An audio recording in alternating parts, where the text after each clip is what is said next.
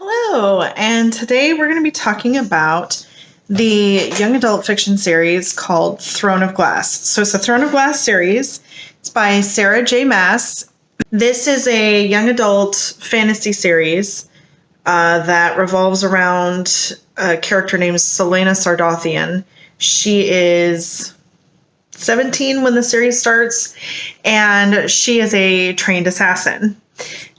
So as you can probably guess from the fact that she's a trained assassin, these are a little bit darker, a little bit grittier. So I'm just going to say that right now. Don't get fooled by the fact that they're a young adult. There's some strong language. There's some pretty explicit violence, that sort of thing. So that's the disclaimer. The first book in the Throne of Glass series is technically Throne of Glass. So the first book is Throne of Glass, and the series is called Throne of Glass. However, there are 5 or 6 prequel novellas that have been compiled into one book.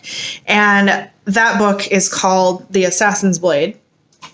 I highly, highly recommend starting with The Assassin's Blade if you're going to read the series. It has all of the prequel novellas in it, so you don't have to try and hunt them all down. And there's a lot of characters introduced in there that come back later, and there's no recap of who they are. So if you don't read the prequels, you'll be lost when those characters come in later, because like I said, you're just expected to know who they are. So and it gives a lot of background for the main characters. So if you haven't read those, you're gonna miss a lot of the character development and not really understanding who she is and where she's coming from and why she has this axe to grind that she's got. So you really need to start with The Assassin's Blade, and then from there go to Throne of Glass, which is the first official book of the series. Currently, there are 6 books in the series, not including the novella. There's 6 official, full books of the series. The author is still writing the series, though, and as of right now, which is July 2018, there's supposed to be another one coming out later this year. So I don't know how many are intended to be in the series, but as of right now, 7 at least, plus the prequels.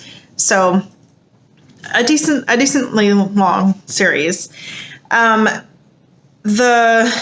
pacing with these books is really intense, especially since it starts with novellas. There's so much right off the bat that happens. So breakneck speed, super compelling right from the first page. Fast-paced books all the way through. There is a decent amount of dialogue and interpersonal interactions with people, a lot of political intrigue that happens. The books are also end on cliffhangers, generally speaking. So it kind of is it's great because you're oh man, it really keeps you wanting to read, but the author's not done writing the series. So I finished the last one a year ago, and I'm still waiting for the next one. So a word of warning: you may want to wait until she's done writing these books if you don't like waiting for cliffhangers to be, resolved. If that doesn't bother you, then go ahead. But they usually end on cliffhangers, and she's not done writing them. So, for characterization in this book, in this series, really, the characters are really well developed because she spends so much time with all of them. I would say that they start out kind of as an archetype that you're supposed to just recognize, the super salty, angry, jaded teenage assassin. But she comes from a place where she's just fed up with everything, which I think a lot of us can understand. And then as you get further on, you're oh, these are the things that have happened. No wonder she's so jaded. And here's how she's learning to deal with it. So there's some really decent character development over the course of the whole series. But in each book, there's not a ton. I think she basically learns a lesson or 2 in each book and kind of develops from there. She does collect a band of merry men. It's not merry men, but she does collect a band of people that she works with, and they kind of get added to as a series of progresses. So there's a lot of character development in the way that she learns how to deal with other people as well. And then you get to see these other characters develop as they learn from her too. So it's not heavy on character development. So if you're looking for a book that's just, I just want to read about someone growing up in their life and learning how to be an adult and that sort of thing, this isn't it. But these are really well developed characters. They don't fall flat. They have several dimensions to them, which I like. So words I would use to describe the characterization are like dramatic, introspective, evocative, vivid characters, well developed over the course of a series. So yeah, lots of drama, lots of not soap opera drama, but drama with like I said, political intrigue, a revolution's going on, that sort of a thing. So the storyline is action-packed. Yeah, I mean, she's an assassin. You would kind of expect that. She basically goes from one poop tornado to another poop tornado through the whole thing. So yeah, just action-packed. There is a lot, I mean, especially earlier in the earlier books when she's really still working as an assassin, a lot of explicit violence.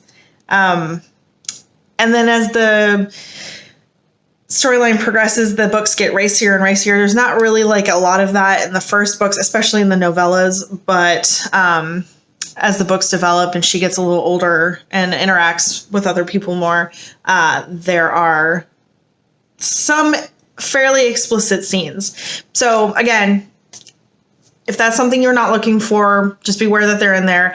They're not, it's like a handful of scenes. So it's not something that you couldn't just skip if you wanted to. It's not, the story doesn't revolve around it, but just be aware that it is in there if that's something that you're not interested in.